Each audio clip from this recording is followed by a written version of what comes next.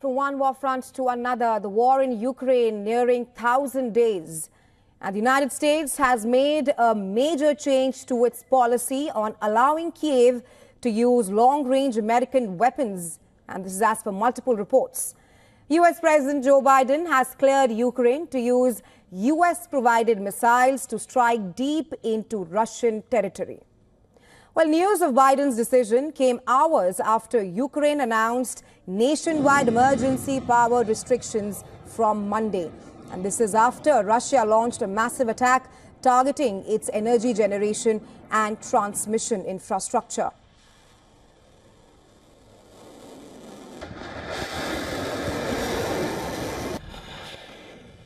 Ukraine said that at least 11 civilians were also killed in the attacks. Now, Biden's decision came in response to Russia's decision to bring North Korean troops into the fight, said one report citing officials.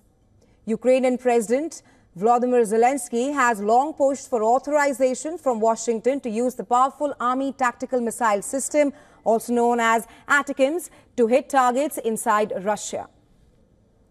Zelensky responded to the reports in his evening address, referring to the military's long-range capability as one of the main points of Ukraine's victory plan.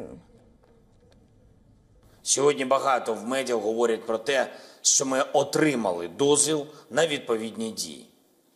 Але удари завдають не словами. Такі речі не анонсують. Ракети самі за себе скажуть.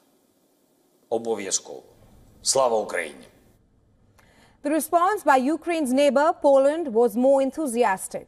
Writing on social media, Polish foreign minister said President Biden responded in a language that Putin understands. The Biden administration has earlier allowed Kiev to use the High Mobility Artillery Rocket System, or HIMARS, against Russian forces directly across the border.